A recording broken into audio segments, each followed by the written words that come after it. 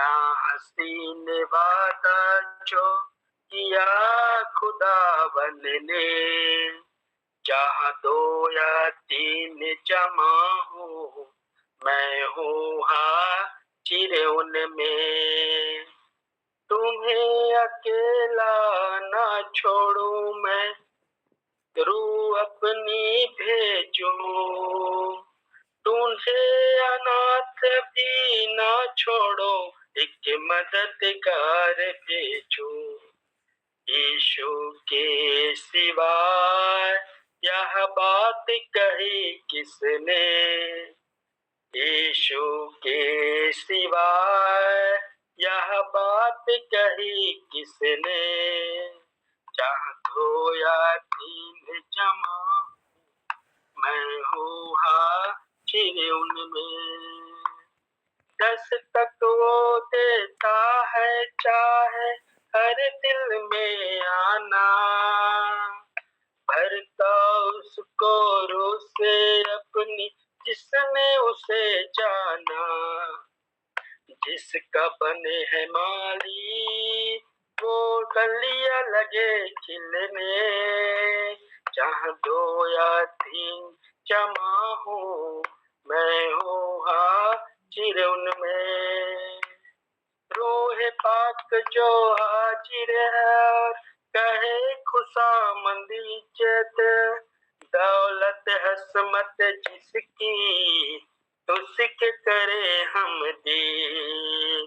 रूह के शोले बरसे जब फिर लगे बदन जलने, रूह के शोले बरसे जब फिर बदन लगे जलने। जहाँ 2 या 3 जमा हूँ मैं हूँ हाजिर उनमें, जहाँ 2 या 3 जमा हूँ मैं हूँ हाजिर उनमें। धन्यवाद सिस्टर। जय श्री। Thank you brother. प्रभु आपको बहुत आज की आशीष दे। Praise the Lord, hallelujah. परमेश्वर पिता का बहुत धन्यवाद हो आज के नए दिन में प्रभु ने हमें फिर से जीवितों की धरती पर रखा है और प्रभु को सारा आदर और महिमा मिले। और आइए हम लोग व्यवस्था के युग के विषय में और थोड़ी बातों को सीखते हैं। थोड़ा सा समय है हमारे पास, प्रभु हमारी सहायता और मदद करें इन सारी बातों को सीखने समझने में। और कल हमने जो कुछ भी बातें सीखी थी उसमें से किसी को कुछ पूछना है क्या? कल जो कुछ भी हमने सीखा था उसमें किसी को कुछ पूछना है?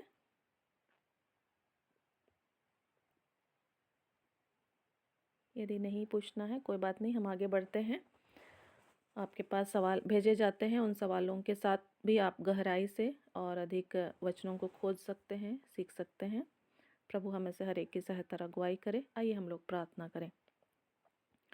हे जीवित अनुग्रहकारी परमेश्वर, हम आपको धन्यवाद देते हैं प्रभु जी। धन्यवाद हो, आप हमारे स्तुति रूपी सिंहासन पर विराजमान होते हैं। हाँ प्रभु जी, और हमसे अधिक आप हमारे साथ संगति करने के लिए प्रभु जी उत्साहित रहते हैं। सच में हम आपके इस बड़े प्रेम के लिए आपको धन्यवाद देते हैं। होने दे प्रभु जिस घड़ी आपके वचन, आपकी आत्मा की बातें हमारे हृदयों में प्रभु जी बसने पाए। हमारे हृदय को शुद्ध और पवित्र कर, उसमें जो भी प्रकार की आलस्यता और चिंता और परेशानियाँ, अनर्थ विचार भरे पड़े हैं, उससे हम में से हर एक को शुद्ध और पवित्र होने दे। हम अपने सारे पाप अपराधों को मान लेते हैं। प्रभु जी हमें क्षमा कर, आपकी स्वर्गीय बुद्धि, ज्ञान और समझ, स्मरण शक्ति हमें से हर एक के लिए दिए जाए। प्रभु जी पवित्र आत्मा हमें से हर एक का सहायक हो, अनुग्रह कर। इस प्रार्थना को हम आपके पुत्र, हमारे उद्धारकर्ता प्रभु यीशु मसीह के नाम से मांगते हैं, आमीन आमीन। Praise the Lord, hallelujah. व्यवस्था के युग के विषय में हम लोग पढ़ रहे हैं, जो कि हम लोगों को निर्गमन से लेकर के मत्ती की पुस्तक तक में हम उस व्यवस्था की बातों को देख रहे हैं, जो कि जारी है, जिस व्यवस्था को परमेश्वर ने दिया है। निर्गमन 12 का 37 से लेकर के मत्ती 3 अध्याय का 1 से 3 तक। मूसा के द्वारा इजराइलियों को मिस्र देश से छुड़ाने के बाद यूहन्ना बपतिस्मा देने वाले के द्वारा यीशु मसीह के विषय में जो सुसमाचार सुनाया गया इजराइलियों को, तब तक जो व्यवस्था की बातें हैं वो इजराइलियों के लिए दी गई थी या उस पर वे निर्भर थे। आइए हम लोग आज देखते हैं कि ये जो मूसा की वाचा है वो कैसी वाचा थी। और हम अदन की बारी में पढ़ रहे थे कि जो मनुष्य है वो पाप की अवस्था में आ चुका था और उसके बाद उसके जीवन में शारीरिक, मानसिक, आत्मिक रूप से बहुत तरह के जो बदलाव हैं वो होते चले गए। और उससे पहले हम लोग देख रहे थे कि उसका जो शारीरिक, मानसिक, आत्मिक अवस्था था वो परमेश्वर के स्वरूप और समानता में था। और उसके बाद फिर धीरे धीरे हम कई एक पृथ्वी पर भी बदलाव या जातियों में भी लोगों को बढ़ते हुए देखते हैं, पापों को भी बढ़ते हुए देखते हैं। और अब हम जब पहुंच चुके हैं व्यवस्था के युग में, तो इस युग में ये जो व्यवस्था दी गई थी तो ये उनके लिए ये एक उत्तम व्यवस्था थी। उस समय के लिए उनके लिए बहुत ही उत्तम व्यवस्था थी। और नूह के समय में पाप बढ़ता चला जा रहा था, लेकिन अब कोई नियंत्रण नहीं था।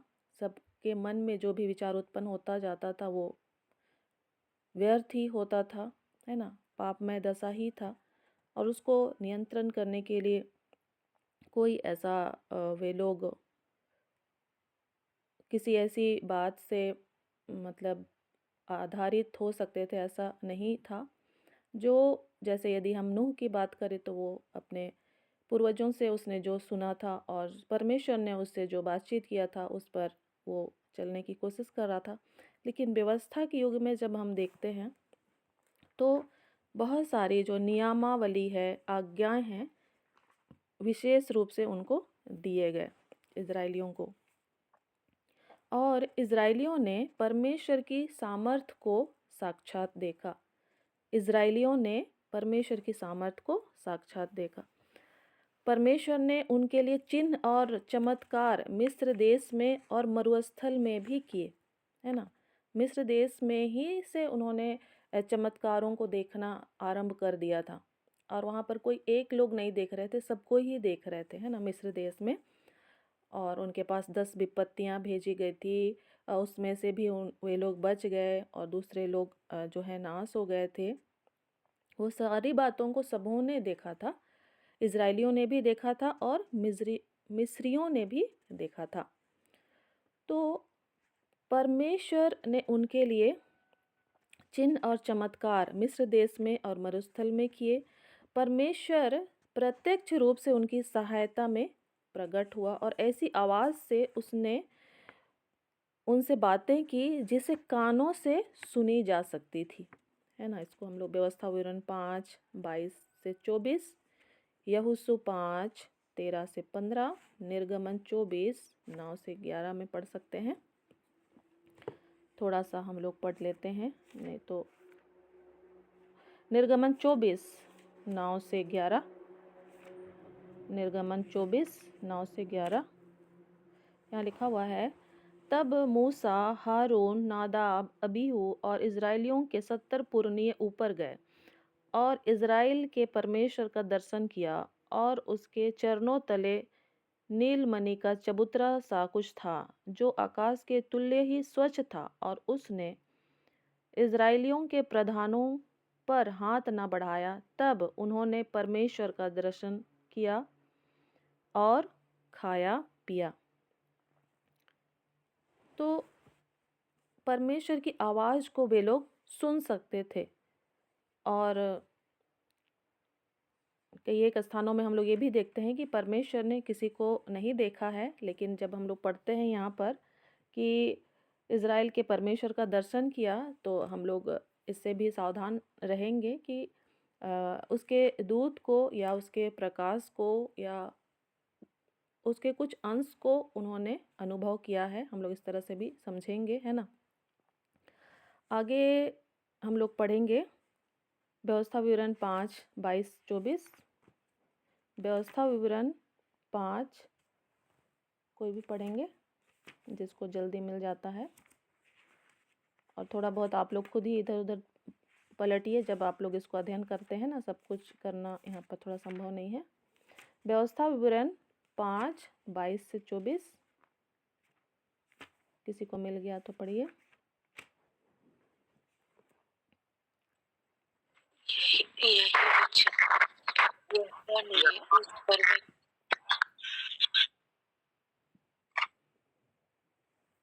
उस पर्वत पर आग और बादल और घोर अंधकार के बीच में से तुम्हारी सारी मंडली से पुकार कर कहा, और उससे अधिक और कुछ न कहा। और उन्हें उसने पत्थर की 2 पटियाओं पर लिखकर मुझे दे दिया। जब पर्वत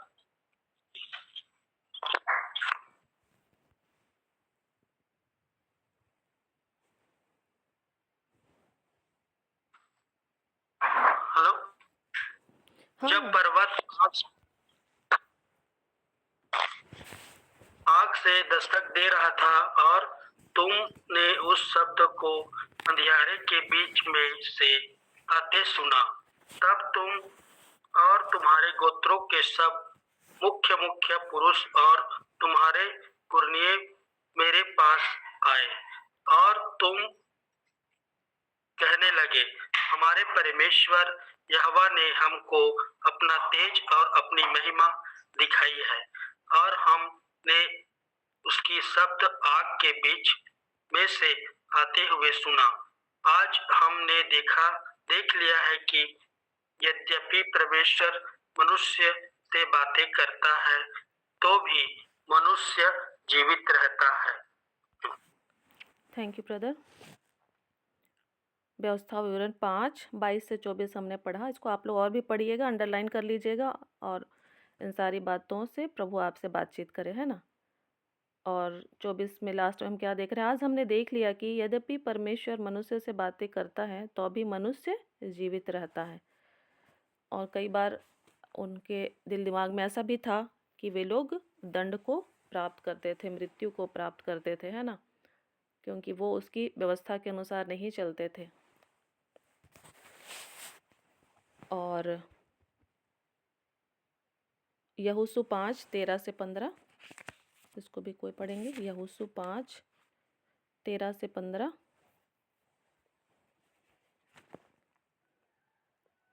यहाँ लिखा हुआ है, यहोशू 5:13-15। जब यहोशू यरीहो के पास था, तब उसने अपनी आंखें उठाई और क्या देखा कि हाथ में नंगी तलवार लिए हुए एक पुरुष सामने खड़ा है। और यहोशू ने उससे पास जाकर पूछा, क्या तू हमारी ओर का है या हमारे बैरियों की ओर का? तब उसने उत्तर दिया, नहीं, वरन मैं यहोवा की सेना का प्रधान होकर अभी आया हूँ। तब यहोशू ने पृथ्वी पर मुंह के बल गिरकर दंडवत किया और उससे कहा, अपने दास के लिए मेरे प्रभु की क्या आज्ञा है? यहोवा की सेना के प्रधान ने यहोशू से कहा, अपनी जूती पांव से उतार डाल, क्योंकि जिस स्थान पर तू खड़ा है वह पवित्र है। तब यहोशू ने वैसा ही किया। तो यहाँ पर यहोवा की सेना का प्रधान होकर एक दूत उसके सामने खड़ा होता है ना। तो इन सारे पदस्थलों को हम लोग पढ़कर क्या समझ पा रहे हैं कि परमेश्वर प्रत्यक्ष रूप से उनकी सहायता करने के लिए प्रकट हुआ और ऐसी आवाज़ से उनसे बातें की जिसे कानों से सुना जा सकता था और आँखों से कुछ बातों को देखा जा सकता था। और फिर जब हम पढ़ेंगे निर्गमन 15:26, निर्गमन 15:26,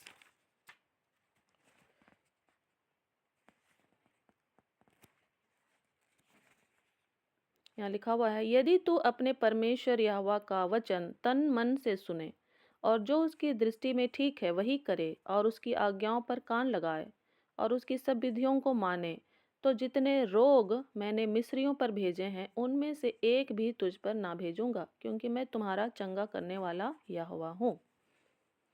उसी तरह से 23:25, निर्गमन 23:25 और भजन संहिता 105:37, 107:20, उनको जब हम पढ़ेंगे तो हम देखते हैं कि परमेश्वर ने उनके बीच में से बीमारियों को दूर किया, इसलिए उनमें कोई भी दुर्बल नहीं था। फिर जब हम पढ़ते हैं निर्गमन 14 का 19 से 20, निर्गमन 14 19 से 20, निर्गमन 14 19 से 20। तब परमेश्वर का दूत जो इजरायली सेना के आगे आगे चला करता था जाकर उनके पीछे हो गया, और बादल का खंभा उनके आगे से हटकर उनके पीछे जा ठहरा। इस प्रकार वह मिस्रियों की सेना और इजरायलियों की सेना के बीच में आ गया, और बादल और अंधकार तो था, तो भी रात को उन्हें प्रकाश मिलता रहा, और वे रात भर एक दूसरे के पास ना आए। तो परमेश्वर की उपस्थिति प्रत्यक्ष रूप से उनके साथ बनी रहती थी दिन और रात में, और परमेश्वर की ओर से उनके लिए जो है प्रकाश उपलब्ध रहता था, है ना। और आज हम लोग इस बात को जानते हैं कि जो सूरज है उस पर हम निर्भर होते हैं, है ना, प्रकाश के लिए। लेकिन हमने पिछले दिनों भी सुना था कि परमेश्वर जो है सृष्टि के ऊपर उसका नियंत्रण रहता है, और साथ ही साथ मनुष्यों को भी परमेश्वर ने वो सामर्थ्य दिया है। और हम जब एलिय्याह के विषय में भी पढ़ते हैं तो उसने प्रार्थना किया और बारिश नहीं हुआ, फिर जब उसने प्रार्थना किया तब बारिश हुआ, है ना। तो परमेश्वर का जो नियंत्रण है वो आकाश और पृथ्वी के ऊपर है, साथ ही साथ उसने मनुष्यों को भी वो क्षमता दिया है ना। और इस व्यवस्था के युग में जब हम पढ़ रहे हैं तो उनको भी जो है बिना सूरज के भी वो उनको क्या कर रहा था, प्रकाश दे रहा था। फिर जब हम पढ़ेंगे भजन संहिता 105 का 37, भजन संहिता 105 का 37, निर्गमन 12 35 से 36, निर्गमन 12 35 36, वहाँ पाते हैं मिस्र की संपत्ति उन्हें दी, मिस्र की संपत्ति भी उन्हें दी गई, और साथ ही पृथ्वी की सर्वश्रेष्ठ विधियों, नियम, प्रकाशन और प्रतिज्ञाएं भी उन्हें दी गई। सर्वश्रेष्ठ, संसार की सबसे श्रेष्ठ विधियां, नियम और प्रकाशन, है ना, और प्रतिज्ञा उन्हें दिया गया। ऐसा परमेश्वर अन्य किसी भी जाति का नहीं था, ऐसा परमेश्वर अन्य किसी भी जाति का नहीं था। अन्य कोई भी ऐसा कोई ईश्वर नहीं था जो कि अन्य और जातियों को ऐसे सर्वश्रेष्ठ विधि, नियम, प्रकाशन और प्रतिज्ञा को नहीं कोई देने वाला था, है ना। लेकिन जो यहोवा परमेश्वर ही था वो इजरायली जातियों के साथ इस तरह से अपने आप को, अपनी विधियों को उनको क्या किया, दिया। व्यवस्था विवरण 4 उसका 7 से 8, व्यवस्था विवरण 4 7 से 8, व्यवस्था विवरण 4 7 से 8। देखो कौन ऐसी बड़ी जाति है जिसका देवता उसके ऐसे समीप रहता हो जैसा हमारा परमेश्वर यहोवा, जबकि हम उसको पुकारते हैं। फिर कौन ऐसी बड़ी जाति है जिसके पास ऐसी धर्म में विधि और नियम हो जैसे कि वह यह सारी व्यवस्था जिसे मैं आज तुम्हारे सामने रखता हूँ। तो संसार में कोई वैसा ईश्वर नहीं था और कोई भी ऐसी बड़ी जाति नहीं थी जिनके पास ऐसे सर्वश्रेष्ठ विधियां, नियम और प्रकाशन और प्रतिज्ञाएं थी, है ना। मूसा को मध्यस्थ बनाकर अपनी प्रजा इज़राइल से परमेश्वर ने जो वाचा बांधी वह निर्गमन 19 5 से 8 में भी हम लोग देख सकते हैं। यहाँ लिखा हुआ है निर्गमन 19 5 से 8 में, इसलिए अब यदि तुम निश्चय मेरी मानोगे और मेरी वाचा का पालन करोगे तो सब लोगों में से तुम ही मेरा निज धन ठहरोगे। समस्त पृथ्वी तो मेरी है और तुम मेरी दृष्टि में याजकों का राज्य और पवित्र जाति ठहरोगे। जो बातें तुझे इजरायलियों से कहनी हैं वे यही हैं। तब मूसा ने आकर लोगों के पुरनियों को बुलाकर और ये सब बातें जिनके कहने की आज्ञा यहोवा ने उसे दी थी उनको समझा दी, और सब लोग मिलकर बोल उठे, जो कुछ यहोवा ने कहा है वह सब हम नित्य करेंगे। लोगों की यह बातें मूसा ने लोगों यहोवा को सुनाई। तो इस तरह से हम लोग क्या देख रहे हैं, संख्या भी बढ़ रहा है। सबसे पहले निष्पाप युग में 2 ही लोग थे, है ना। फिर हम नूह के समय में देखते हैं कि एक परिवार बचाया जाता है और कुछ लोग रहते हैं, वो भी विश्वास योग्य रहते हैं। अब एक जाति के साथ, एक राष्ट्र के साथ परमेश्वर क्या करना चाह रहा है, व्यवहार करना चाह रहा है, और वो कर रहा है। एक जाति को वो खड़ा कर रहा है एक आइडेंटिटी के तौर पर, है ना, पूरे मनुष्य जाति के ऊपर। व्यवस्था, इस वाचा का विश्लेषण करने से पहले व्यवस्था का विवेचन करना आवश्यक है। यदि हम व्यवस्था का विवेचन करें तो मुख्य रूप से 13 बातों को हम लोग देख पाएंगे, है ना। व्यवस्था जो हम बोल रहे हैं, जो हम समझ रहे हैं, तो उसको हम 13 बातों के द्वारा उसको समझने का और कोशिश करेंगे, ठीक है। निर्गमन 31 का 18 और प्रेरित 7 का 53 को जब हम पढ़ेंगे तो बाइबल हमें बताती है कि व्यवस्था का मूल स्रोत व उसका देने वाला यहोवा परमेश्वर ही है ना। मूसा के द्वारा उसने जरूर उसे दिया, लेकिन उसका जो मूल स्रोत और उसका देने वाला कौन है, यहोवा परमेश्वर, है ना। निर्गमन 31 का 18, प्रेरित 7 का 53 में हम लोग पढ़ सकते हैं।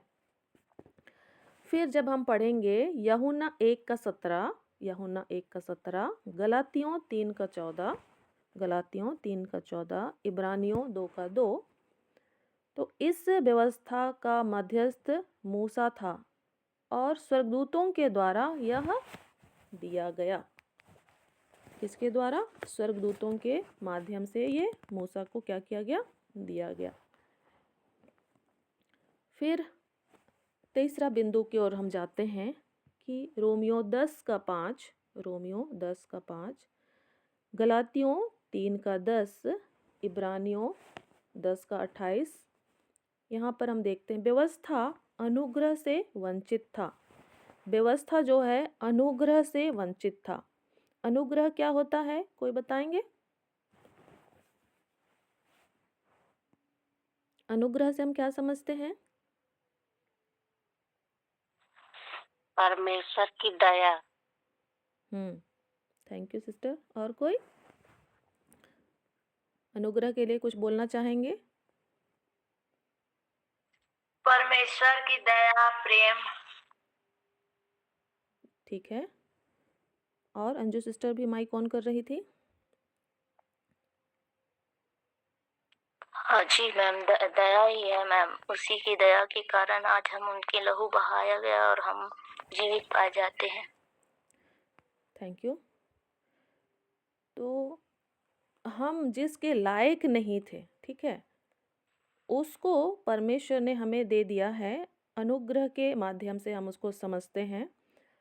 और जैसे किसी को हमने कहा कि इस काम को करो, अगर वो उसको नहीं भी कर रहा है तो भी हम उसके लिए कुछ उसको भेंट दे रहे हैं, है ना। यदि उसको कहा गया इस काम को करो और हम उसके लिए उसको जो प्रतिफल दिए हैं, तो उस काम के बदले हम उसको वो मजदूरी या वो भेंट उसको दे रहे हैं। लेकिन कई बार उस काम को ना करने के बावजूद भी यदि उसे कुछ दिया जा रहा है, तो वो जो देने वाला है वो अपनी ओर से उस भेंट को उसे क्या कर रहा है, उस प्रतिफल को उसे दे रहा है। तो अनुग्रह जो है किसी चीज़ के लिए कोई शर्त नहीं मांगता है ना। वो फ्री होता है, ठीक है, और वो देने वाले के ऊपर निर्भर होता है। और जिसको दिया जा रहा है उससे उसका कोई आधार नहीं रहता है। और जहाँ हम पढ़ रहे हैं तीसरा बिंदु में कि व्यवस्था अनुग्रह से वंचित था। व्यवस्था जो है अनुग्रह से वंचित था। रोमियो 10 का 5, ठीक है। रोमियो 10 का 5 हमें क्या बताता है?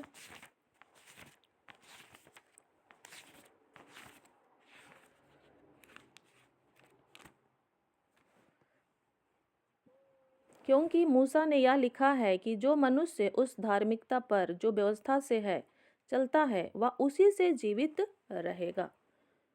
तो जो व्यवस्था से चलता है वो उसी से जीवित रहेगा। अगर वो उस पर नहीं चलता है तो वो जीवित नहीं रहेगा, है ना।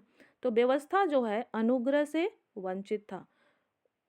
चौथा पॉइंट है रोमियो 7:12। जब हम पढ़ेंगे रोमियो 7:12, यहाँ लिखा हुआ है, इसलिए व्यवस्था पवित्र है और आज्ञा तो ठीक है और अच्छी है। और इसका मतलब हम लोग को ये भी नहीं समझना चाहिए कि व्यवस्था बुरी है क्योंकि उसको पालन नहीं करने वाला क्या हो रहा है, जीवित नहीं रह पा रहा है, तो हम ऐसा भी नहीं बोल सकते हैं कि वो बुरी है। बाइबल हमें बताती है कि व्यवस्था पवित्र है और आज्ञा भी ठीक है और क्या है, अच्छी है और भली है। ठीक है, ये पौलुस बता रहा है। ठीक है, वो सही उद्देश्य के साथ लोगों को दिया गया था कि भाई आप लोग इसका पालन करो और जीवित रखो। उसको हम अलग एंगल से, गलत दृष्टिकोण से हम नहीं देख सकते हैं, है ना। ये हमारा संकीर्ण दिमाग हो सकता है। ठीक है,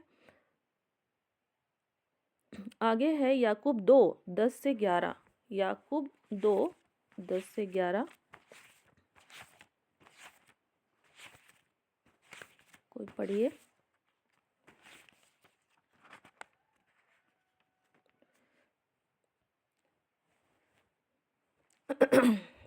याकूब 2:10-11, क्योंकि जो कोई सारी व्यवस्था का पालन करता है परंतु एक ही बात में चूक जाए तो वह सब बातों में दोषी ठहर चुका।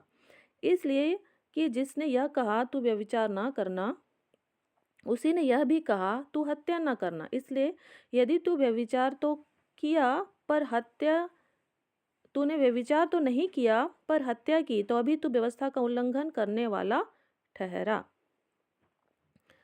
तो व्यवस्था में ये कंडीशन था कि सब कुछ उसको क्या करना है, पालन करना है और उसके द्वारा वो जीवित रहना था।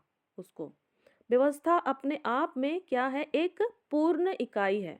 तो सभी आज्ञाओं का पालन करना ज़रूरी था। व्यभिचार यदि वो नहीं कर रहा है तो उसको हत्या भी नहीं करना है।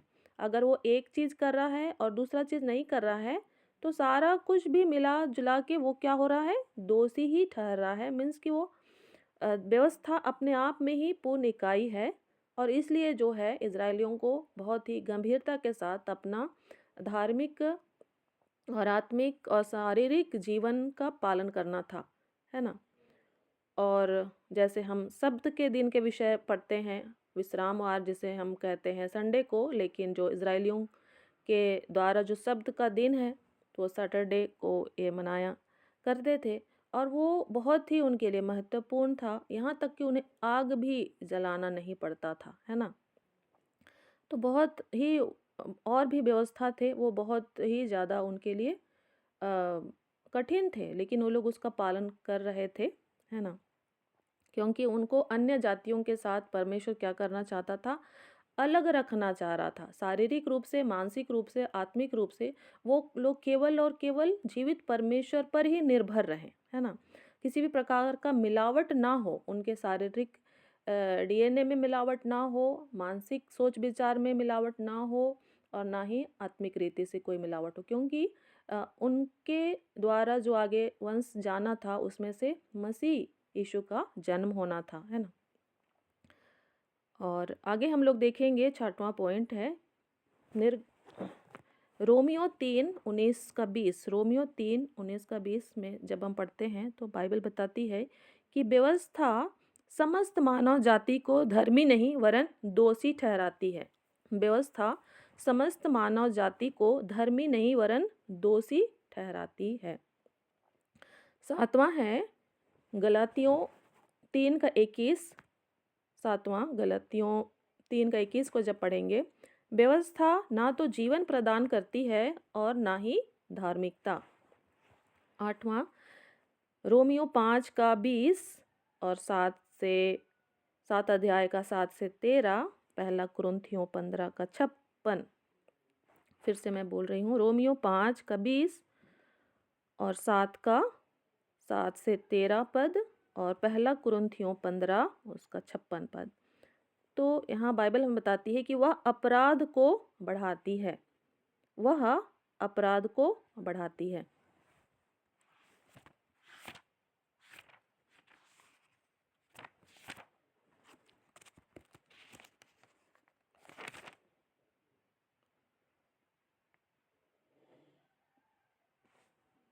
रोमियो 5 का 20 लिखा हुआ है, व्यवस्था बीच में आ गई कि अपराध बहुत हो। व्यवस्था बीच में आ गई कि अपराध बहुत हो।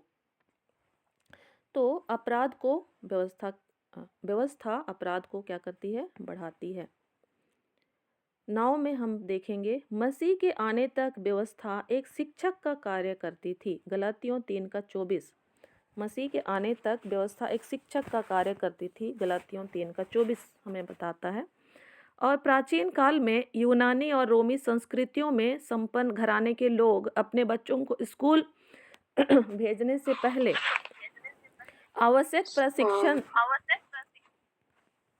देने के लिए नर्सरी टीचर को रखते थे। बच्चे नर्सरी टीचर के प्रशिक्षण में 3-4 साल सीखने के बाद ही स्कूल में पढ़ने जाते थे। ये नर्सरी टीचर अक्सर दास या गुलाम हुआ करते थे। फिर आप लोग बोलेंगे ये तो बाइबल में लिखा नहीं हुआ है। तो जब हम लोग बाइबल के टीकाओं को पढ़ते हैं तब ये सारी जानकारी हमको मिलती हैं। उस समय का जब संदर्भ और व्यवस्था संस्कृति को जब हम पढ़ते हैं तो ये सारी बातें हमें पता चलती है ना। और वहाँ के उन संदर्भ को समझाते हुए ही जो है पौलुस उनसे क्या करता है? बातचीत करता है और सिखाता है।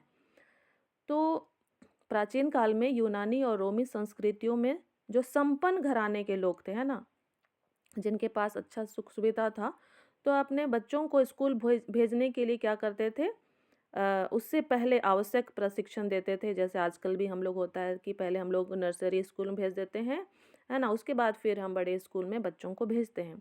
तो वहाँ यूनानी और रोमी संस्कृतियों में ये काम होता था कि वो लोग नर्सरी टीचर को रखते थे ताकि वो बच्चे जो हैं स्कूल जाने से पहले ही 3-4 साल पहले ही कुछ सीख जाएं और फिर वो लोग स्कूल में पढ़ने जाएं। और ये जो टीचर होते थे वो क्या होते थे? अक्सर दास और गुलाम होते थे, क्योंकि उस समय का समय ही वैसा था और इजरायली लोग भी अधीनता में उनको रहना होता था और यह गुलामी का समय उन्होंने कई बार बिताया। फिर दूसरे लोग भी एक दूसरे के क्या होते थे? गुलाम होते थे। या फिर हम आजकल भी देखते हैं कि कई लोग क्या हैं? गुलाम के रूप में ही काम करते हैं। कुछ लोग अच्छे तरह से एक दूसरे के साथ रहते हैं, लेकिन कुछ लोग बहुत ही बुरा व्यवहार करके उनसे गुलामी करवाते हैं, है ना। तो उसको समझाते हुए पौलुस लिखता है कि मसीह के आने तक व्यवस्था एक शिक्षक का कार्य करती थी।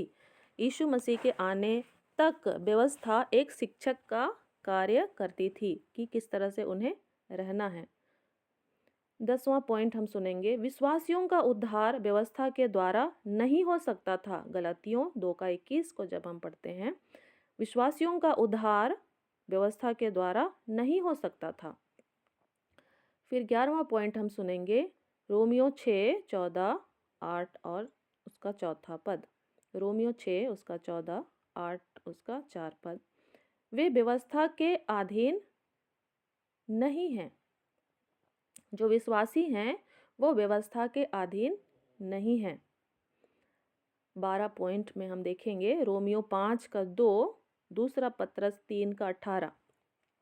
वे अनुग्रह में बने हुए हैं और उसी में बढ़ते हैं। जो यीशु मसीह में विश्वास करते हैं वो अनुग्रह में बने हुए हैं, क्योंकि वो अनुग्रह के द्वारा ही उनका क्या हुआ है? उद्धार हुआ है ना। और यीशु मसीह ने उन सारी व्यवस्था की बातों को क्या किया है? पूरा किया है। उन्होंने कहा कि मैं उसे लोप करने के लिए नहीं, लेकिन उसे मैं पूरा करने के लिए आया हूँ, है ना। सब वचनों को हम लोग जरूर ही देखे हैं, नहीं देखे हैं, चाहे देखे हैं तो फिर से आप लोग उसको पढ़ते भी रहिएगा जब जब बाइबल खोलते हैं। और निर्गमन 20 का 2 को जब हम पढ़ते हैं, निर्गमन 20 का 2, वहाँ बाइबल में बताती है 13वां पॉइंट कि व्यवस्था केवल इजरायली जाति को ही दी गई थी। व्यवस्था केवल इजरायली जाति को ही दी गई थी। और दूसरे लोगों का फिर क्या? तो जब हम रोमियो 2 उसका 14 से 16 पढ़ेंगे, रोमियो 2 उसका 14 से 16, तो समस्त अन्य जाति लोगों के विवेक में 10 आज्ञाओं में से अधिकांश आज्ञाएं स्वाभाविक तौर से लिखी रहती हैं। वो स्वभाव से ही, विवेक से ही उन सारी बातों को क्या करते हैं? जानते हैं, समझते हैं। प्राचीन संसार की सारी नियमावलियां 10 आज्ञाओं पर आधारित थी। जो संसार के सब लोगों पर समान रूप से लागू थी। और इसके पहले भी हमने नूह की वाचा को पढ़ा, उस समय भी हम इस बात को सीख रहे थे कि नूह की वाचा पर ही सारे संसार की जो भी लोग का नियम है उस पर ही क्या है वो आधारित है। नूह की वाचा में ही हमने देखा कि मनुष्य मांस खा सकता है लेकिन लहू के साथ उसे नहीं खाना है और दूसरे मनुष्य की हत्या उसे नहीं करना है। उन सारी आज्ञाओं को हमने नूह की वाचा में देखा था और नूह की वाचा पर मूसा की व्यवस्था भी आधारित ही है ना। तो समस्त संसार के लोगों के पास विवेक है, उस भले बुरे के ज्ञान के वृक्ष के फल को खाकर उस विवेक को अपने अंदर वो लोग देखते हैं कि हाँ ये सही है और ये गलत है ना। तो रोमियो 2 का 14 और 16 को जब आप पढ़ेंगे तो वहाँ स्पष्ट रूप से लिखा हुआ है। अन्य जातियों के बारे में हम क्या विचार करते हैं ये स्पष्ट रूप से फिर जब अन्य जाति लोग जिनके पास व्यवस्था नहीं स्वभाव ही से व्यवस्था की बातों पर चलते हैं तो व्यवस्था उनके पास ना होने पर भी वे अपने लिए आप ही व्यवस्था हैं। वे व्यवस्था की बातें अपने अपने हृदयों में लिखी हुई दिखाते हैं और उनके विवेक भी गवाही देते हैं और उनके विचार परस्पर दोष लगाते या उन्हें निर्दोष ठहराते हैं। जिस दिन परमेश्वर मेरे सुसमाचार के अनुसार यीशु मसीह के द्वारा मनुष्यों की गुप्त बातों का न्याय करेगा। ठीक है, तो हमारा जो विषय वस्तु है व्यवस्था के युग के विषय में हम पढ़ रहे हैं। ठीक है, तो इस तरह से हम लोग व्यवस्था के विषय में सीख लिए। ये किन्हें दिया गया था? इजराइलियों को दिया गया था। और व्यवस्था के द्वारा जो है हमारा उद्धार नहीं हो सकता था। वो एक इकाई के रूप में दिया गया था, अपने आप में एक इकाई था, उसके द्वारा ही। अच्छा, 8वां नंबर पॉइंट क्या है? रोमियो 5 का 20। रोमियो 5 का 20 वह अपराध को बढ़ाती है, वह अपराध को बढ़ाती है। रोमियो 5 का 20 इसको हम लोग पढ़ भी लेंगे फिर से। रोमियो 5 का 20 व्यवस्था बीच में आ गई कि अपराध बहुत हो, परंतु जहाँ पाप बहुत हुआ वहाँ अनुग्रह उससे भी कहीं अधिक हुआ। तो हम लोग फर्स्ट लाइन को ही अभी समझेंगे, है ना, क्योंकि अभी हम व्यवस्था के युग के विषय में पढ़ रहे हैं, व्यवस्था का जो प्रभाव है। तो व्यवस्था बीच में आ गई कि अपराध बहुत हों। फिर पढ़ेंगे हम लोग रोमियो 7 का 7 से 13। रोमियो 7 का 7 से 13। तो हम क्या कहें, क्या व्यवस्था पाप है? कदापि नहीं, वरन बिना व्यवस्था के मैं पाप को नहीं पहचानता। व्यवस्था यदि ना कहती कि लालच मत कर तो मैं लालच को ना जानता, परंतु पाप ने अवसर पाकर आज्ञा के द्वारा मुझ में सब प्रकार का लालच उत्पन्न किया, क्योंकि बिना व्यवस्था पाप मुर्दा है। मैं तो व्यवस्था बिना पहले जीवित था, परंतु अब आज्ञा आई तो पाप जी गया और मैं मर गया। और वही आज्ञा जो जीवन के लिए थी मेरे लिए मृत्यु का कारण ठहरी, क्योंकि पाप ने अवसर पाकर आज्ञा के द्वारा मुझे बहकाया और उसी के द्वारा मुझे मार भी डाला। इसलिए व्यवस्था पवित्र है और आज्ञा भी ठीक और अच्छी है। तो क्या वह जो अच्छी थी मेरे लिए मृत्यु ठहरी? कदापि नहीं, परंतु पाप उस अच्छी वस्तु के द्वारा मेरे लिए मृत्यु का उत्पन्न करने वाला हुआ कि उसका पाप होना प्रकट हो और आज्ञा के द्वारा पाप बहुत ही पापमय ठहरे। आमीन। तो व्यवस्था के द्वारा जो है यहाँ पर डिटेल से ही पौलुस ने समझाया है कि पाप ने अवसर पाकर आज्ञा के द्वारा मुझे बहकाया और उसी के द्वारा मुझे मार भी डाला। इसको हम लोग सिंपली शब्दों में जब हवा के साथ यदि हम इसको समझने का कोशिश करें, क्योंकि उनके पास थोड़ा सा आज्ञा था, है ना, तो वो आज्ञा या उनके लिए वही व्यवस्था। 7 नंबर में क्या है सिस्टर? अच्छा रुकिए, इसको ही थोड़ा हम लोग अब बोले हैं तो थोड़ा सा बोलते हैं ना। एक पॉइंट शायद मेरा छूट गया, वही देख रहे हैं, क्योंकि ये तो हम लिखे थे। अच्छा ठीक है, फिर से हम अपराध रिपीट को करेंगे। बढ़ाती हाँ है। ठीक है, एक नंबर से हम रिपीट करेंगे। तो व्यवस्था के लिए हमको थोड़ा समझना है, बाकी लोगों को जिन्होंने 100 महत्वपूर्ण अध्ययन पुस्तक खरीदा है, तो मैं रिक्वेस्ट करूँगी आप उसमें से व्यवस्था और अनुग्रह टॉपिक को आप लोग पढ़िए, है ना, क्योंकि आप इसके लिए हमको व्यक्तिगत रीति से मनन करने की आवश्यकता है ना। बार बार हमको बीच बीच में देखते रहना चाहिए, और जो भी हमारे दिल दिमाग में डाउट्स उत्पन्न होता है तो उसको क्लियर करना चाहिए, ठीक है। तो इस ठंड के समय में आप अपने घर में रहकर इस अवसर का लाभ उठाएं और वचनों के साथ और भी अधिक समय बिताएं, है ना। और वचन क्या है? परमेश्वर है। वचन क्या है? परमेश्वर है। ये जो वचन हम खोज खोज के पढ़ रहे हैं, है ना, वचन परमेश्वर है, और उसके साथ जब आप समय बिताते हैं तो सच में आप समर्पित होते जाते हैं, है ना। तो व्यवस्था अपराध को बढ़ाती है, लेकिन इसको हम लोग नेगेटिव तौर पर नहीं देख सकते हैं, है ना। कई बार नेगेटिव तौर पर भी यहाँ पर लोग कह रहे थे, तो पौलुस उन्हें समझाता है कि ऐसा भी नहीं है, वो पवित्र है, वो अच्छी है और ठीक है, लेकिन उस आज्ञा में पाप ने अवसर पाकर मुझे क्या किया? बहकाया। और जो हवा है उसको उस आज्ञा के साथ अवसर पाकर उस पाप ने उसे क्या किया? बहकाया, है ना, और उसके अंदर प्रवेश कर गया। और वैसा ही और भी जो भी आज्ञाएं हैं, उन आज्ञाओं के साथ ही जो है वो पाप करने की जो प्रेरणा है या प्रभाव है, जैसे नॉर्मल ही है, जैसे कि कोई शराब भी पीता है ना, तो कहा जाता है कि नहीं पीना है, लेकिन फिर भी मनुष्य के अंदर ये जिज्ञासा उत्पन्न हो जाती है कि क्या चीज़ है ना, वो क्या चीज़ है।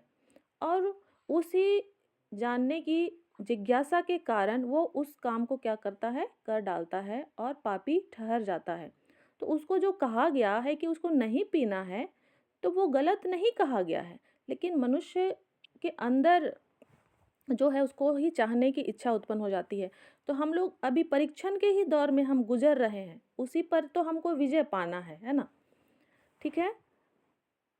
आगे हम लोग इसको एक बार फिर से रिपीट कर लेते हैं, ठीक है।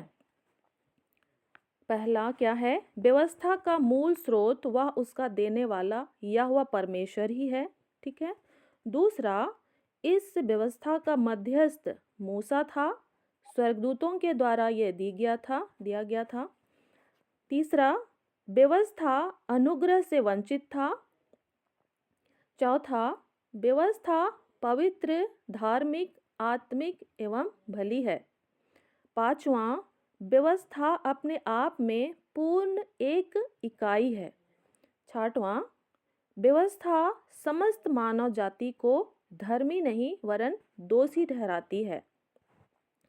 व्यवस्था ना तो जीवन प्रदान करती है और ना ही धार्मिकता। आठवां, वह अपराध को बढ़ाती है।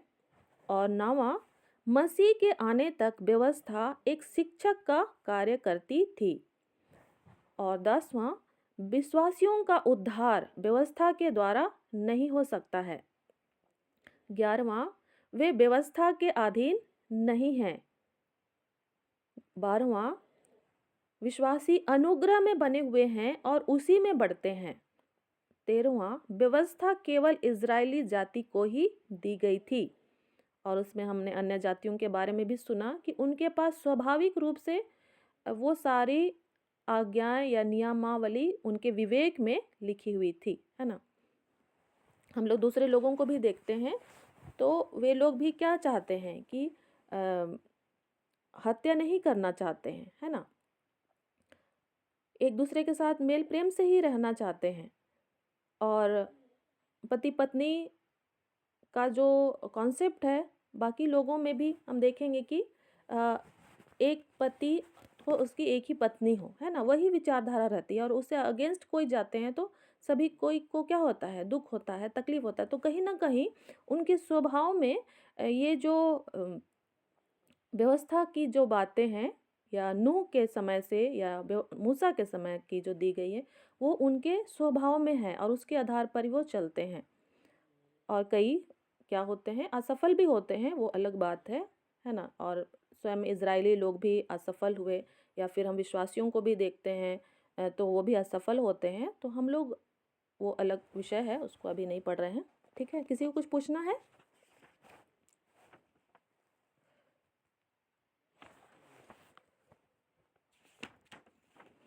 ठीक है, और थोड़ा सा हम और कुछ बातों को सुन लेते हैं। तो व्यवस्था 3 बार अलग अलग रीति से उन्हें दी गई। पहला, मौखिक रीति से निर्गमन 20:1 से 17 तक 10 आज्ञाएं दी गई। उसके बाद आपसी व्यवहार संबंधी नियम दिए गए, जैसे कि एक इब्री व्यक्ति का दूसरे इब्री व्यक्ति के साथ कैसा संबंध होना चाहिए। निर्गमन 21 का 1 से आगे 23 अध्याय तक हम पढ़ सकते हैं। इसके साथ ही 3 वार्षिक पर्व को मनाने का आदेश भी जोड़ा गया, निर्गमन 23 अध्याय में देखते हैं। उसके बाद कनान को जीतने के बारे में भी आवश्यक निर्देश इसी के साथ दिए गए। जब ये वचन मूसा ने लोगों को सुनाया, उसके तुरंत बाद प्राचीनों के द्वारा इजरायली सभा को परमेश्वर की संगति में शामिल किया जाता है। दूसरा हम देखेंगे कि मूसा को इसके बाद पत्थर की पट्टियां लेने के लिए पर्वत के ऊपर बुलाया जाता है। निर्गमन 24 अध्याय में मूसा पर्वत पर मिलाप वाला तंबू, याजकों की सेवा और बलिदानों के संबंध में आदेश प्राप्त करता है। निर्गमन 25 और 31 अध्याय तक उनको हम पढ़ेंगे। ठीक इसी समय पर्वत के नीचे हारून के अगुवाई में इजरायली लोग पहली आज्ञा का उल्लंघन करते हैं, है ना। पहली आज्ञा क्या थी? कि अपने परमेश्वर की ही उपासना करना, किसी और की मूर्ति नहीं बनाना। लेकिन हारून की अगुवाई में तुरंत उन्होंने इस आज्ञा का क्या किया? उल्लंघन किया। मूसा जब लौटकर उनके पास आता है, तब उनकी अनाज्ञाकारिता को देखकर क्रोधित हो जाता है और परमेश्वर की उंगलियों से लिखी हुई पट्टियों को क्या करता है? तोड़ डालता है। ठीक है, निर्गमन 31 का 18, 32 का 16 से 19, उधर को आप लोग पढ़िएगा। तो परमेश्वर ने अपनी ही उंगली से लिखकर इजरायलियों को व्यवस्था को दिया था, है ना। तीसरा है, मूसा फिर से उन पट्टियों को बनाता है और यहोवा परमेश्वर उन पर अपनी उंगलियों से व्यवस्था को लिखता है। निर्गमन 34 अध्याय 28-29, व्यवस्था विवरण 10 का 4, वहाँ पर हम इन बातों को देखते हैं। तो 3 बार उन्हें क्या मिला? मौखिक रूप से एक बार मिला, दूसरी बार लिखित रूप में, वो भी टूट गया, फिर तीसरी बार फिर से उनको लिखित रूप में ये व्यवस्था मिला। तो जो भी लिखने में संकोच करते हैं, तो आप लोग सीखिए कि परमेश्वर ने जब लिख के आपको दिया है तो आपको भी लिखने का प्रयास करना चाहिए, है ना। मूसा की वाचा के अंतर्गत दी गई व्यवस्था की मुख्य भाग इस प्रकार थे। पहला थे आज्ञाएं थी, जो परमेश्वर की धार्मिकता पर आधारित थी, जिसके द्वारा परमेश्वर की इच्छा प्रकट होती थी। निर्गमन 21:1 और 24 का 11 में पढ़ते हैं। परमेश्वर की धार्मिकता पर आधारित थी, जिसके द्वारा परमेश्वर की इच्छा प्रकट होती थी, है ना। पहला क्या था? आज्ञा। दूसरा था नैतिक नियम। दूसरा क्या है? नैतिक नियम। इज़राइल की व्यवहारिक आचार संहिता, जो परमेश्वर द्वारा दिए गए नैतिक आचरण का क्रमानुसार संकलन था। निर्गमन 21 में ही, 24 में ही आप लोग पढ़ेंगे। फिर तीसरा था कि धार्मिक विधियां, उनके धार्मिक जीवन संबंधी नियम, वो किस तरह से अपने धार्मिक विधि विधान को करेंगे, वो सारी विधियां उनको दिया गया। तो व्यवस्था के ये 3 पहलू थे।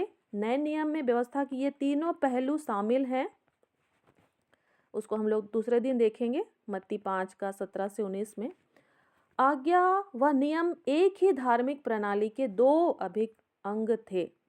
व्यवस्था में दिए गए प्रावधानों ने इब्राहिम की वाचा को रद्द नहीं किया। व्यवस्था इब्राहिम की वाचा के द्वारा परमेश्वर की संगति में जोड़ने के लिए उसकी अनंत काल की वाचा के अंतर्गत छुड़ाई हुई जाति की जीवन संबंधी आचार संहिता थी। परमेश्वर ने उनकी भलाई के लिए ही व्यवस्था दी थी। हम लोग इसको पढ़ेंगे, व्यवस्था विवरण 6 का 24 में। तो इब्राहिम की वाचा रद्द नहीं कर दिया गया, लेकिन इब्राहिम की वाचा का के द्वारा या उसमें जो कहा गया था कि तुम्हारे द्वारा सारे भूमंडल के कुल आशीष पाएंगे, है ना। तो एक जो छुड़ाई हुई जाति जो उत्पन्न हो रही है या होगी, तो उसका क्या आचार संहिता होगा या वो किस तरह से करेंगे, किन नियमों के अनुसार चलेंगे, है ना। तो वो उस तरह से उनको मूसा की व्यवस्था के द्वारा दिया गया था। जैसे कि मैं साधारण शब्दों में कहना चाहूँगी, जैसे हम लोग गुलाम थे, है ना, भारत देश गुलाम थे। तो फिर हम लोग क्या हो गए, आज़ाद हो गए। आज़ाद होने के बाद हमारे देश में अलग-अलग जाति समुदाय के लोग थे, अलग-अलग स्तर के अभी भी हैं। तो उसके लिए क्या किया गया, संविधान लिखा गया, है ना। लंबा-चौड़ा संविधान लिखा गया, उसमें कई एक टाइम लगे, है ना, बहुत से लोगों का उसमें मेहनत लगा। तो उसको लिखने का पर्पस उद्देश्य क्या था कि जितने लोग आज़ाद हो रहे हैं, तो वो लोग अब किस तरह से अपना जीवन यापन करेंगे, किस तरह से वो अपने शासन व्यवस्था को बनाए रखेंगे, है ना। तो उसके लिए वो शासन व्यवस्था दिया गया। तो उसी तरह से इब्राहिम की जो वाचा है उसको रद्द नहीं किया गया है, लेकिन उसी का ही आगे क्या बोलते हैं उसको, अम, और उसमें एक्सटेंड कर दिया गया है। उसके द्वारा जो जाति जो बच रही है ना, तो वो जाति वो किस तरह से रहेगी, उसके लिए ये जो मूसा की व्यवस्था है वो इज़राइलियों को दिया गया। और निश्चय ही अगला जो हमारा जो पर्पस है, हम देख पाते हैं कि स्त्री के द्वारा जो है वंश को उत्पन्न होना, और तब तक उन्हें सुरक्षित रहना अनिवार्य था। और शैतान का टारगेट यही था कि वो किसी भी तरह से मसीहा को उत्पन्न होने नहीं देना चाहता था, है ना। और उसका जो कोई दिन तारीख वो निश्चित नहीं था। बस जब हम जन्मोत्सव की बातों को पढ़ते हैं तब हम देखते हैं कि उसके लिए पूर्व में एक तारा का उदय होना निश्चित था, मीन्स कि चिन्ह दे दिया गया था। लेकिन दिन तारीख एग्जैक्ट जैसे आज हम जो कैलेंडर के अनुसार चलते हैं, तो हमको ये निश्चित एक दिन रहता है, ये दिन, है ना, ये ईस्वी, ये तारीख। तो अगर वो दिन निश्चित हो जाता, तो निश्चय ही जो शैतान है और भी अधिक अपने उस काम को करना चाहता। और जब मैं इन सारी बातों को सोच रही थी, और कई बार मैं कुछ सालों से मैं इस बात को देख रही हूँ कि जो 25 तारीख है, तो उसके लिए लोग लड़ने लग जाते हैं कि ये तो दिन नहीं है, ये तो माना हुआ दिन है, इस दिन क्यों माना जाता है। तो मैं पहले के समय को याद कर रही थी, समझने का प्रयास कर रही थी कि निश्चय ही इसको परमेश्वर ने छुपा कर रखा था कि किस दिन को मसीहा का जन्म होगा। हालांकि वो निर्धारित था कि किस दिन जन्म होना है, लेकिन वो उसको पूरी तरह से एकदम खुले रूप में उस दिन तारीख को लिखा नहीं गया था कि हाँ, मतलब प्रकट नहीं किया गया था सभी के सामने, वो गुप्त रीति से रखा गया था। क्योंकि जो शैतान है वो भी बड़ा चालाक है, और वो परमेश्वर की योजना को क्या करना चाहता है, बिगाड़ना चाहता है। और उससे आज के समय में मैं कैसे मैंने समझा, मैं उसको बताना चाहती हूँ। आज हम यीशु मसीह के आने की बाट जोते हैं, और वो भी दिन या तारीख क्या निश्चित नहीं है। बाइबल में जब पढ़ते हैं तो यीशु मसीह के द्वारा आगमन का जो दिन और तारीख है, ईस्वी है, वो निश्चित नहीं है। और उसका क्या उद्देश्य है कि मनुष्य भी जो है सचेत रहे, और साथ ही साथ जो है शैतान भी जो है परमेश्वर की योजना को वो गड़बड़ ना करे, है ना। तो जैसे कि यदि आप लोग देखते होंगे, या फिर मैं बोलना चाहती हूँ, जैसे हमारे जो सोल्जर रहते हैं, है ना, सैनिक रहते हैं, वो दूसरे देश में जाके युद्ध करते हैं, चाहे अपने ही देश में, तो उनके पास एक कोड वर्ड रहता है। उस अनुसार वो लोग क्या करते हैं, बातचीत करते हैं, ताकि जो दुश्मन है वो उनकी योजनाओं को ना जान सके, है ना। और वो लोग अपना जो प्लानिंग के साथ जो काम कर रहे हैं, जिनके साथ विश्वास योग्यता के साथ, उनके साथ उस प्लानिंग को वो लोग पूरा कर सके, है ना। तो उसी तरह से परमेश्वर ने कई सारी बातों को अपने योजना में उसने गुप्त रखा, है ना, उसको पूरी तरह से प्रकट नहीं किया, ताकि जो शैतान है और जो अविश्वासी लोग हैं या जो अन्य तरह की जाति जो उत्पन्न हो गई थी, जो हम नूह के समय में पढ़ रहे थे कि जो दानव उत्पन्न हो गए थे, जो शूरवीर उत्पन्न हो गए, तो वे लोग परमेश्वर की जो योजना है उसको ना बिगाड़ें। और आज भी परमेश्वर जो है अपनी योजना को पूरा करने के लिए काम कर रहा है ना। यीशु मसीह ने कहा है कि मेरा पिता काम कर रहा है और मैं भी काम कर करता हूँ, है ना। अब तक भी मेरा पिता काम करता है और मैं भी काम कर रहा हूँ। और जो यीशु मसीह का जो आगमन है उसके लिए जो कलीसिया है ना, वो क्या की जा रही है, तैयार की जा रही है सारे संसार के अंदर, है ना। ये नहीं कि मेरे ही कलीसिया में, केवल मेरे ही कलीसिया में, मेरे ही जाति समुदाय में, मेरे ही भाषा के बीच में। तो हमको भी जब हमारा परमेश्वर सारे जगत का उद्धार करता है, सभी जातियों का, तो हमको भी थोड़ा-सा ओपन माइंडेड रहना चाहिए, है ना? सबों के साथ खुला होना चाहिए। जब हम क्या है, हमें तो कहा गया शत्रुओं से भी प्रेम करो, है ना? तो हमको इस तरह से समझना चाहिए और प्रभु को सारा आदर और महिमा देना है और सबको हमको तैयार होना है ना? हमको भी तैयार होना है और दूसरे को भी तैयार होने में क्या करना है? सहायता करना है, क्योंकि जो यीशु मसीह का जन्म उत्सव कल हम सेलिब्रेट करने वाले हैं, तो वो यीशु मसीह हमें अचानक से कभी भी क्या करने वाला है, लेने के लिए आने वाला है ना। तो हमें जो है हर पल हर घड़ी क्या करना है, सचेत रहना है और जागृत रहना है। और जो शैतान विरोधी हमारे सामने काम करना चाहता है ना, हमारे बीच में काम करना चाहता है, हमारी कलीसिया के अंदर काम करना चाहता है, कलीसियाओं के बीच में तोड़ने की बातों को करना चाहता है, तो हमें व्यक्तिगत तौर पर हम जो काम कर सकते हैं पवित्र आत्मा की अगुवाई में, हमें क्या करना चाहिए, धीरज के साथ और बुद्धिमानी के साथ इस कार्य को करना चाहिए। अपने प्रेम को हमें प्रकट करना है ना। और जबकि इस छस में जब शैतान हमारे भारत देश में बहुत ही काम करना चाहता है, सताव की बातों को हम लोग सुनते हैं, तो अभी हमें हियाव नहीं छोड़ना है, हमें हियाव नहीं छोड़ना है। बाइबल से हमें प्रेरणा लेनी है कि बाइबल में जो लोग हैं वो और भी अधिक सताए गए, है ना। हम जो हैं यहाँ जो हम सताए जा रहे हैं, वो उतने नहीं सताए जा रहे हैं जितने बाइबल के लोग सताए गए, है ना। यदि हम उन 11 चेलों के बारे में पढ़ेंगे जो यीशु मसीह के साथ रहे, उनका मृत्यु कैसे हुआ, तब आप समझ पाएंगे कि उनके जीवन में कैसा सताव था, लेकिन भी वो विश्वास योग्य रहे, है ना। तो हम जैसे भी रहें, हम जैसे भी हम सेलिब्रेट करने वाले हैं, हम उसको जैसा भी करें, हम उसे निराश हताश ना हो, हम संतुष्ट रहें। बाइबल बताती है संतोष सहित भक्ति बड़ी कमाई है ना। जितना भी आप कर पा रहे हैं अपने लिए, अपने परिवार के लिए, कोई बात नहीं, प्रभु को सारा आदर महिमा मिले। अधिक से अधिक हम उसके दूसरे आगमन के लिए क्या हो, आत्मिक रीति से क्या रहें, जागृत होते चले जाएं, है ना। आइए हम लोग इन सारी बातों के लिए प्रभु को धन्यवाद दें। और आप लोग ज़रूर कल की सुबह ज़रूर आएँ और प्रभु के वचनों से आशीषित हों। और भी अन्य भाई बहन हैं जिसको आप चाहते हैं कि इन सारी बातों से वो लोग सीखें, तो कल हम लोग व्यवस्था की बातों को तो नहीं बात करेंगे, प्रभु का ही संदेश हमारे बीच में रहेगा। प्रभु की दासी सहायता करेगी हमारे बीच में संदेशों को देने के लिए। तो आपको लिंक भेजा जाएगा, आप अपने प्रियों को, घराने के लोगों को शेयर कर सकते हैं, उनसे बोल सकते हैं, है ना, कि एक दिन आप मीटिंग में ज्वाइन करके देखें और प्रभु के वचन को सुने, है ना।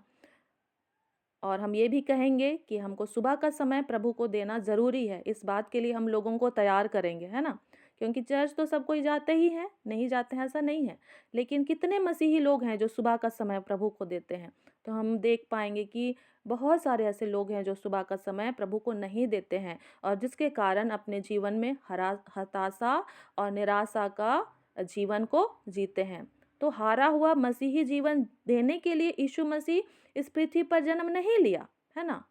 वो क्रूस पर बलिदान नहीं हुआ कि हम हारा हुआ मसीही जीवन जिए, लेकिन वो हमको जयवंत जीवन देने के लिए, बहुतायत का जीवन देने के लिए इस पृथ्वी पर आया। तो उसको हमको जीना है ना। इसी पृथ्वी पर हमको उसको जीना है, चाहे हम किसी भी गांव में हैं, शहर में हैं, अकेले हैं, दुकेले हैं, भीड़ के साथ हैं, हम उस जयवंत जीवन का हमको अनुभव करते हुए जीना है इसी पृथ्वी पर, है ना।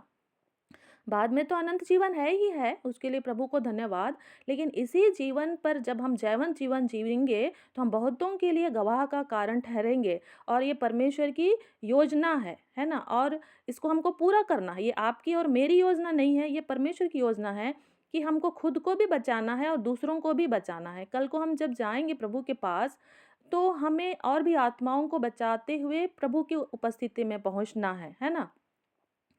ठीक है, आइए हम प्रार्थना करें। हे पिता, हम आपको बहुत धन्यवाद देते हैं आज की सुबह आपने हमें प्रभु जी यहाँ पर जीवित रखा है। हाँ प्रभु जी, हम आपको बहुत धन्यवाद देते हैं। आपने हमें अवसर दिया है इन समयों में, इन युगों में, कि हम आपको और भी अधिक जाने समझें प्रभु जी। आपका वचन जो परमेश्वर है, हाँ प्रभु जी, वो आज हमारे हाथों में है प्रभु जी, हमारे दिल दिमाग में है।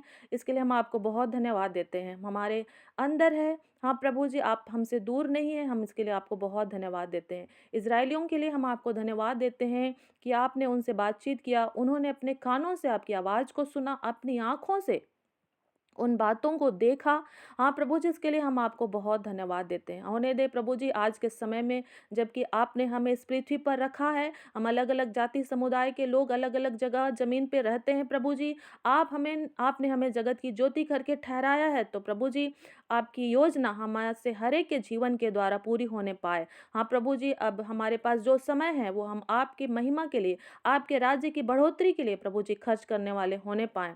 जितने भी समय प्रभु जी हमने लापरवाही के साथ बिताया है, अपनी ढिठाई के कारण, अपने मन की कठोरताओं के कारण, हाँ प्रभु जी, हम उन सारे पाप अपराधों को मान लेते हैं। आप हमें क्षमा कीजिए प्रभु जी। होने दे प्रभु जी, हम अपने पूरे घराने समेत आपकी आराधना और उपासना कर सके। हाँ प्रभु जी, और शैतान की हर एक युक्तियों को, जलते हुए तीरों को हम यीशु के नाम से खारिज करते हैं, क्योंकि निश्चय ही आपने हमें यीशु नाम में वो सारे अधिकार दे दिए हैं। हाँ प्रभु जी, हमारी सहायता कर कि हम आपके उन अधिकारों को प्रभु जी इस्तेमाल करते हुए अपना जीवन जी सकें। और आपने हमें जो याजकों का समाज, अपनी निज पवित्र प्रजा नियुक्त करके रखा है प्रभु जी इस पृथ्वी में, हम आपकी योजनाओं को पूरा करने में आपके साथ सहभागी हो सकें। पवित्र आत्मा इसमें हम में से हर एक की सहायता करे। होने दे प्रभु जी, हम पवित्र आत्मा का आदर कर सकें। हाँ प्रभु जी, यीशु मसीह का हम आदर कर सकें, आपका हम आदर कर सकें। हमको ऐसे अनुग्रह दीजिए। हाँ प्रभु जी, जब कभी हम निराश और डर के भय की बातों से ग्रसित होते हैं, आपका वचन प्रभु जी हमसे बोले और बातचीत करे, हमारे कानों में प्रभु जी आपकी आवाज़ आए। हाँ प्रभु जी, अनुग्रह कर प्रभु जी। सारा आदर महिमा हम आपको देते हैं, और इस प्रार्थना को हम आपके पुत्र, हमारे उद्धारकर्ता प्रभु यीशु मसीह के नाम से मांगते हैं। आमीन, आमीन। Praise the Lord, hallelujah. आगे ममता सिस्टर प्रार्थना करने में सहायता करेंगे। धन्यवाद सिस्टर।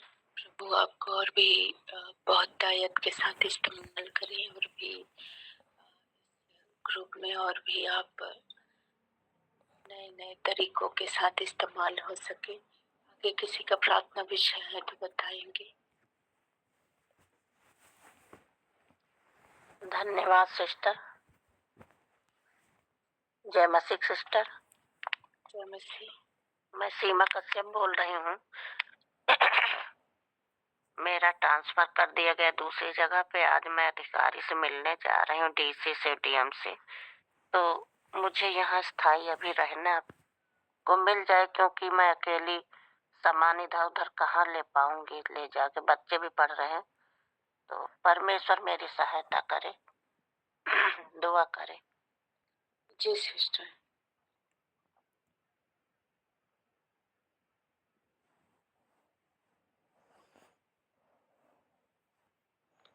और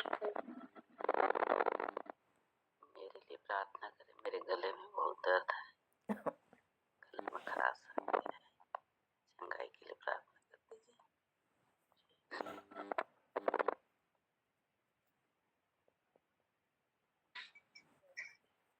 मेरे पति के लिए प्रार्थना करने पर घुटना बहुत दर्द होती है, पूरा आर देते पर नासी ही हमारी है। कल ये प्रार्थना करना है। वो मंजन गुराकुरुदी लगा थे और बार बार चेता तो माने नहीं। वो कल ये प्रार्थना करना। वो रात में समस्या तब नींद है गुस्से होती। कल ये प्रार्थना करना। मेरी बाइबल पढ़ने के लिए, समझने के लिए मेरे लिए प्रार्थना कर। जय मसीह।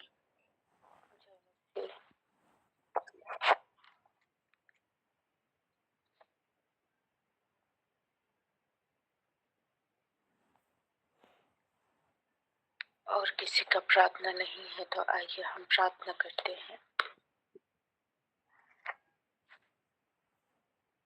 माइक म्यूट करेंगे। आइए हम प्रार्थना करते हैं। प्रेमी पिता परमेश्वर यीशु मसीह के नाम में पिता हम प्रार्थना करते हैं। स्वामी आपका वचन कहता है पिता कि जो कुछ तुम मेरे नाम से मांगोगे मैं उसे करूंगा। और सच में मेरे महान परमेश्वर पिता, मैं यीशु मसीह के नाम में पिता आपके करीब आती हूँ। पिता परमेश्वर आपसे प्रार्थना करती हूँ पिता। आपका वचन कहता है पिता मांगो तो तुम्हें दिया जाएगा। मैं सिस्टर लोगों के लिए पिता उनकी चंगाई को पिता परमेश्वर मांगती हूँ। पिता परमेश्वर आपके करीब में आती हूँ पिता, और मैं अपने आप को आपके हाथों में दे देती हूँ। स्वामी सीमा सिस्टर के लिए प्रार्थना करती हूँ पिता, जिस जगह में वो कार्य करती है स्वामी उस जगह में वो रहना चाहती है स्वामी, ताकि उनके बच्चों का भविष्य पढ़ाई लिखाई में कोई दिक्कत परेशानी ना हो। प्यारे प्रभु जी आपकी इच्छा आपकी मर्जी पूरी होने पाए पिता। जिस जगह में उसे रहना है पिता परमेश्वर, जिस जगह में रहकर वो आपकी महिमा कर सकती है, जिस जगह से उसके लिए भलाई उत्पन्न होती है पिता, उस जगह में वो होने पाए पिता। मैं सीमा सिस्टर को पिता आपके हाथों में दे देती हूँ, पूरे परिवार को पिता। और नेहा सिस्टर उषा सिस्टर के लिए प्रार्थना करती हूँ स्वामी, जो गले में दर्द है पिता परमेश्वर, हर एक दर्द पीड़ा की दुष्ट आत्मा को पिता यीशु नासरी के नाम में पिता परमेश्वर हम सिस्टर के जीवन से उखाड़ते हैं पिता परमेश्वर। प्यारे प्रभु जी वो पिता परमेश्वर भली चंगी स्वस्थ रहकर मेरे स्वामी आपकी महिमा करने पाए पिता। सारा दर्द पिता परमेश्वर यीशु मसीह के नाम में नष्ट करते हैं पिता। गले का दर्द पिता परमेश्वर प्यारे प्रभु जी और पिता पूरा परिवार पिता आपके भय भक्ति में आपके पिता परमेश्वर अनुग्रह में पिता बढ़ने पाए पिता।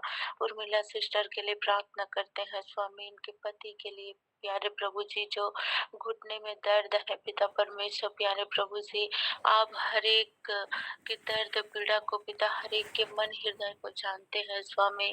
प्यारे प्रभु जी इस परिवार को पिता आपके हाथों में दे देती हूँ पिता, और धन्यवाद करती हूँ स्वामी कि पूरा परिवार पिता आपके लहू में पिता परमेश्वर ढके हुए हैं पिता, सुरक्षित है पिता परमेश्वर। और जो भी दर्द पीड़ा जो भी रात में नींद नहीं आती है सिस्टर को पिता परमेश्वर, उन हर एक नींद न आने वाली दुष्ट आत्मा को पिता उनके जीवन से पिता परमेश्वर हम उखाड़ते हैं पिता।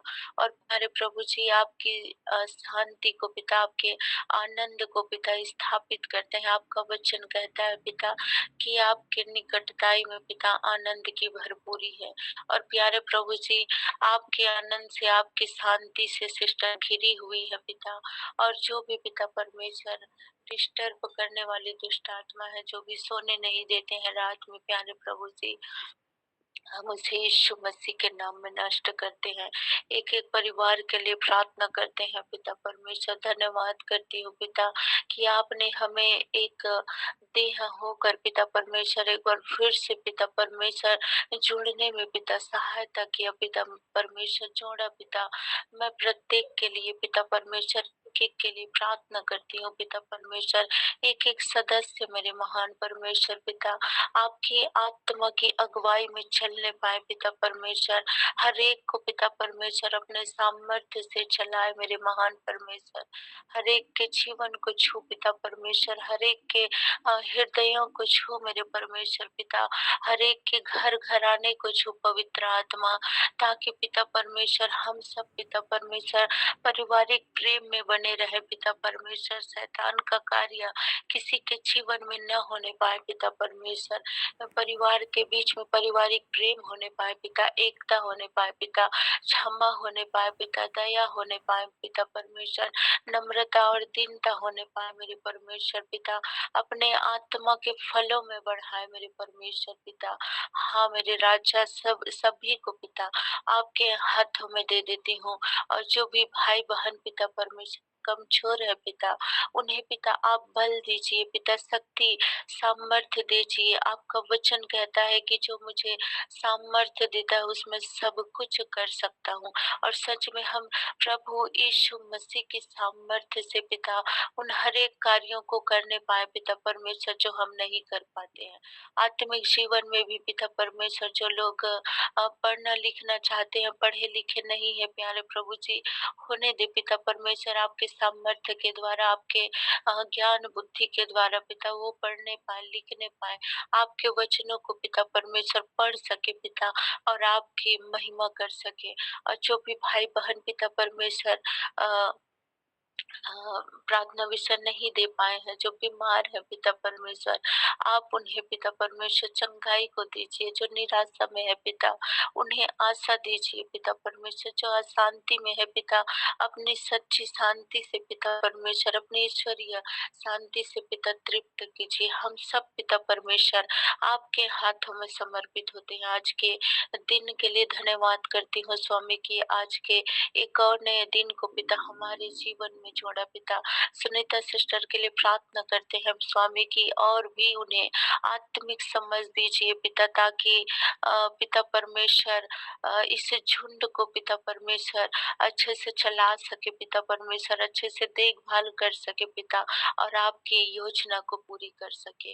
और जो विषय हम पढ़ रहे हैं स्वामी, व्यवस्था के युग के विषय में पिता परमेश्वर, हम धन्यवाद करते हैं राजा कि पिता परमेश्वर आपने व्यवस्था के द्वारा पिता परमेश्वर पाप के पहचान को हम देख सकते हैं पिता परमेश्वर, कि हमने पाप को पहचाना, मसीह के अनुग्रह को हम जान सकते हैं पिता। और इन सारी बातों के लिए मैं धन्यवाद करती हूँ पिता, आज के जीवित वचनों के लिए पिता परमेश्वर। जितने भी बातों को हमने सीखा है स्वामी, सुना है मेरे परमेश्वर पिता, उन बातों को पिता परमेश्वर हम अपने जीवन में लागू करें पिता परमेश्वर। उन बातों के ऊपर, उन वचनों के ऊपर हम मनन करें, चिंतन करें पिता परमेश्वर, और आपके वचन के अनुसार हम अपने जीवन को जीने पाए पिता परमेश्वर। और सच में मेरे महान परमेश्वर, हमारा स्वभाव पिता परमेश्वर मसीह यीशु के समान होने पाए पिता, ताकि हम भी पिता आपके प्रेम को प्रकट कर सके पिता परमेश्वर। और जो भी बातें हमारे जीवन में अंधकार की बातें पाई जाती है पिता, वहाँ पर आपके वचन का प्रकाश हो पिता परमेश्वर। और पिता परमेश्वर, हम सब एक बार फिर से पिता परमेश्वर आपके हाथों में समर्पित होकर पिता इस विनती प्रार्थना को प्रभु यीशु मसीह के नाम में मांगती हूँ। आमीन आमीन। आइए हम प्रभु की प्रार्थना करते हैं। हे हमारे पिता आप जो स्वर्ग में है, आपका नाम पवित्र माना जाए, आपका राज्य आए, आपकी इच्छा जैसे स्वर्ग में पूरी होती वैसे ही पृथ्वी पर पूरी हो। हमारी दिन भर की रोटी आज हमें दी, जिस प्रकार से पिता हमने अपने अपराधियों को क्षमा किया, आप भी हमारे अपराधों को क्षमा करे। हमें परीक्षा में ना ला, हर एक बुराई से बचा, क्योंकि राज्य पराक्रम और महिमा सदा आप ही के हैं। आमीन आमीन। आगे सुनीता सिस्टर आशीष वचन बोलेंगे। सबों को जय आइए हम लोग आशीष वचन एक साथ बोलेंगे। पिता परमेश्वर का प्रेम, प्रभु यीशु मसीह का अनुग्रह और पवित्र आत्मा की सहभागिता हम सबों के साथ सर्वदा बनी रहे। आमीन आमीन। Praise the Lord, hallelujah. जय मसीह की। यीशु सहाय। Good morning. Good morning.